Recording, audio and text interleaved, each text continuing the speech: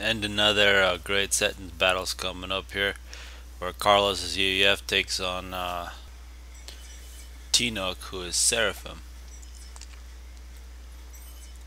On Tnuk's team, there's Mojo in the back as Aeon. On Rock, we got Mize as UEF, and Can's got Aeon on the beach. Behind Carlos on Rock, he got Baulkhead as UEF.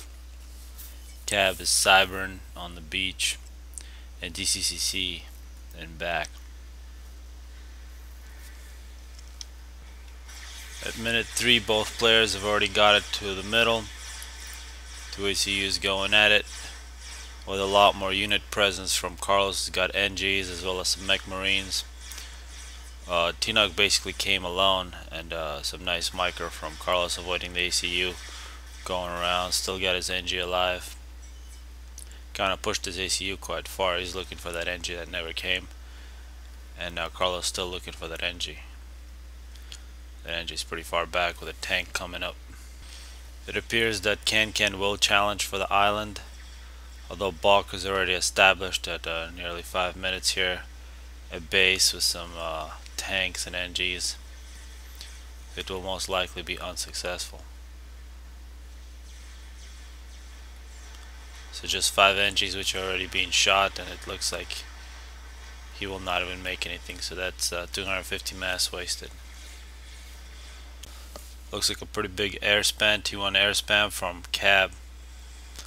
He went after the island, although Mize already has a land factory with a bunch of units running out as an island, so looks like both rocks will take control of their respective islands.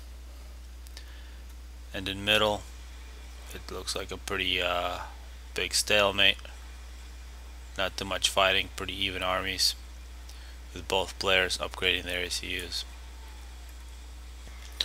Looking at their reclamation stats, Carl was able to get about 1k more than Tnuk. The battle for Mize Island is still going on, with the Cab really winning T1 Air early on, but it doesn't look like he will be able to get the island. Taking a closer look at DCC's base, he's already producing ASF pretty quickly. Did not go heavily on eco. At 9 minutes he already has quite a few ASF, so 3. To contrast this with a Mojo, he's still upgrading to T3 Air, so want a lot more investment into economy for Mojo. The frigate from Balk actually gets in before Can make any units, and just not too much damage per second, but is able to make a nuisance for Can, as well as the submarine from Balk is already in, trying to kill off these early T1 shipyards. Tnuk is in water. This is minute 10, and he has fired off his first stack missile.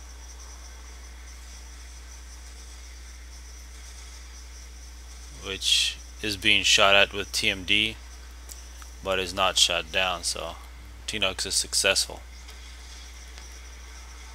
And multiple missiles now being fired, which are hitting their targets.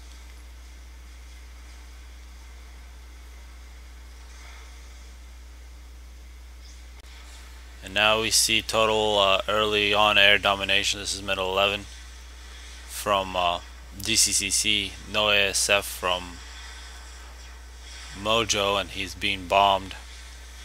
Already 3 mass extractors killed, now the 4th, plus a few mass storages.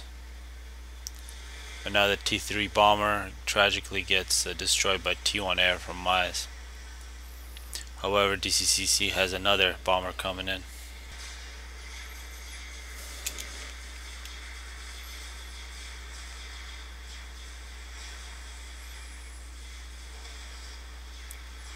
It appears that DCC's bombers hit their targets every time, which means he's targeting ground slightly ahead of his target.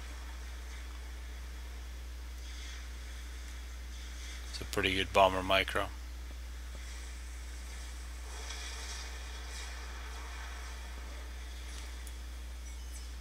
total T1 air domination.